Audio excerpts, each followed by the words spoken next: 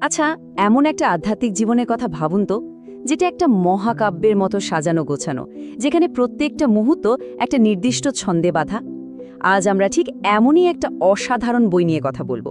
একটা বই যা আমাদের রোজকার জীবনটাকেই ওইরকম একটা ছন্দে বাঁধার পথ দেখাতে পারে।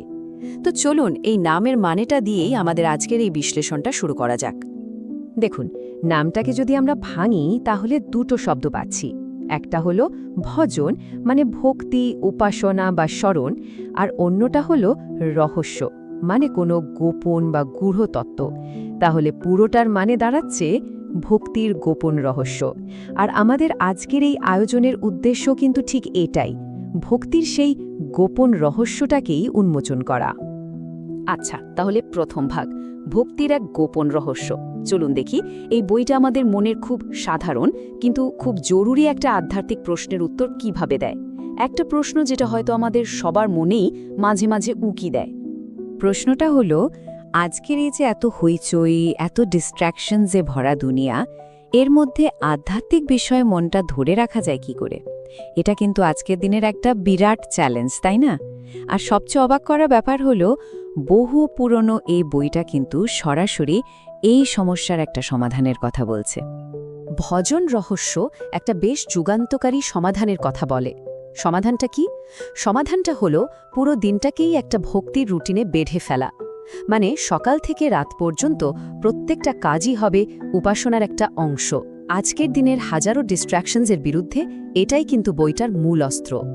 তাহলে এবার আসি দ্বিতীয় ভাগে, আত্মার জন্য একটি সময়সূচি। চলুন দেখা যাক এই বইটা ঠিক কী রকম একটা প্র্যাকটিক্যাল ফ্রেমওয়ার্ক বা ব্যবহারিক কাঠামোর কথা বলছে, যার মাধ্যমে পুরো দিনটাকে আধ্যাত্মিক সাধনার অংশ করে তোলা যায়। পুরো সিস্টেমটার মূল আইডিয়াটা হলো দিন রাত মিলিয়ে মোট ২৪ ঘণ্টাকে সমান ৮টা ভাগে ভাগ করে নেওয়া। তার মানে প্রত্যেকটা ভাগ হলো ৩ ঘণ্টার। আর এই ৩ ঘণ্টার এক একটা ভাগকেই বলা হচ্ছে ইয়াম। এটাই হলো পুরো সাধনার মূল কাঠামো। এই যে দেখুন ২৪ ঘণ্টার পুরো চক্রটা শুরু হচ্ছে প্রথম জাম দিয়ে, মানে একদম ভোরবেলায়। তারপর আসছে সকাল, দুপুর, বিকেল, এভাবেই চক্রটা এগোতে থাকছে গভীর রাত পর্যন্ত। যেমন এখানে চতুর্থ জাম মানে হলো দুপুরবেলা। আর আসল কথা হলো, এই প্রত্যেকটা জামের জন্য কিন্তু আলাদা আলাদা সাধনার কথা বলা আছে। এটা দেখুন, এটা কিন্তু মূল বইটারই সূচিপত্র। এখানে একদম পরিষ্কার দেখা যাচ্ছে যে প্রত্যেকটা জ্যামকে এক একটা আলাদা অধ্যায় বা চ্যাপ্টার হিসেবে ভাগ করা হয়েছে। এটা দেখলেই বোঝা যায় পুরো ব্যাপারটা কতটা গোছানো আর পদ্ধতি মেনে তৈরি করা হয়েছে। তৃতীয় ভাগ, স্মৃতির একটি দিন। চলুন এবার আমরা একজন সাধকের দিনের ভেতর দিয়ে একটা ছোট্ট যাত্রা করি। দেখি এই যে তত্ত্বের কথা আমরা শুনলাম সেটা বাস্তবে কিভাবে কাজ করে। দিনের শুরুটা হচ্ছে প্রথম জাম দিয়ে, মানে সূর্য ওঠারও আগে। রাতটা যখন প্রায় শেষের দিকে, সেই সময়টা।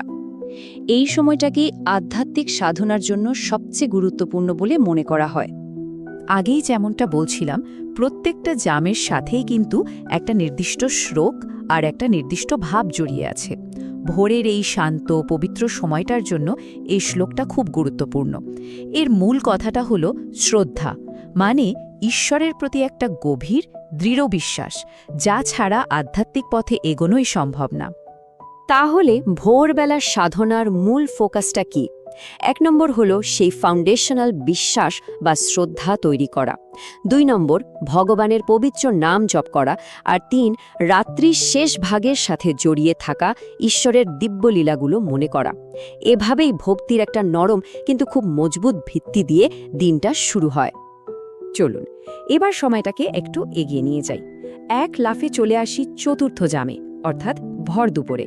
এবার দেখা যাক এই সময়ের সাধনার ধরন আর মেজাজটা কিভাবে বদলে যাচ্ছে। একবার ভাবুন তো, ভোরের ওই শান্ত স্নিগ্ধ পরিবেশ থেকে দুপুরের কর্মব্যস্ততায় ভক্তির ভাবটাও তো বদলাবে, তাই না? এই শ্লোকটা দেখুন, এটা মধ্যাহ্নের সাধনার সাথে যুক্ত। এখানে প্রার্থনার সুরটাই কিন্তু একদম অন্যরকম। এখানে ভক্ত কি চাইছেন? তিনি বলছেন, আমার ধন সম্পদ, লোকবল, সুন্দরী নারী বা কবিত্ব এসব কিচ্ছু চাই না। আমার শুধু একটাই প্রার্থনা, জন্মে জন্মে যেন তোমার প্রতি আমার নিঃস্বার্থ অহৈতুকী ভক্তি থাকে। তাহলে দুপুরবেলার ফোকাসটা কি? ভোরবেলার মতো এখানে আর শুধু বিশ্বাস তৈরি করা নয়, এখানে লক্ষ্য হলো ভোজনের মধ্যে একটা রুচি বা স্বাদ তৈরি করা।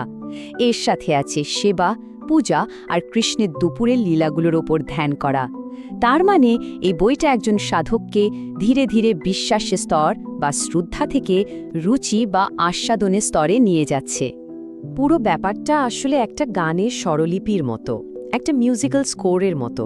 স্বরলিপি যেমন একজন শিল্পীকে বলে দেয় কখন কোন সুরটা বাজাতে হবে, ঠিক সেভাবেই প্রত্যেকটা ইয়াম একজন সাধককে পথ দেখায় যে দিনের কোন সময়ে কোন আধ্যাত্মিক ভাবটা ধরে রাখতে হবে।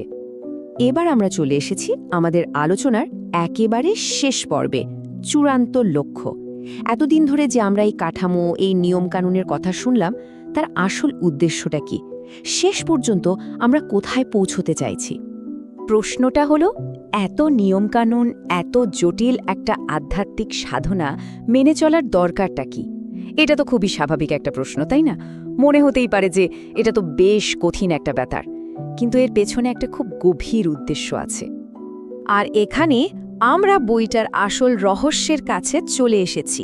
আসল গোপনীয়তাটা কিন্তু এই 8টা ভাগের সময়সূচির মধ্যে নেই, বরং আসল রহস্যটা হলো এই সময়সূচিটাকে ব্যবহার করে মনের এমন একটা অবস্থায় পৌঁছানো যেখানে সব সময় নিরবিচ্ছিন্নভাবে ঈশ্বরের প্রেমময় স্মরণ বা স্মরণম চলতে থাকে। অর্থাৎ এই যে পুরো রুটিন, এটা আসলে একটা উপায় মাত্র। লক্ষ্য হলো সেই অবিরাম স্মরণ। শেষ করার আগে চলুন একটা প্রশ্ন নিয়ে ভাবা যাক। কেমন হতো যদি আমাদের দিনটা অফিসের মিটিং বা ডেডলাইন দিয়ে সাজানো না হয়ে বরং শ্রদ্ধা, রুচি আর প্রেমের মতো কিছু অনুভূতি দিয়ে সাজানো হতো? ভজন রহস্য কিন্তু আমাদের ঠিক এই রকম একটা জীবনের কথাই বলে, একটা অন্যরকম পথের সন্ধান দেয়।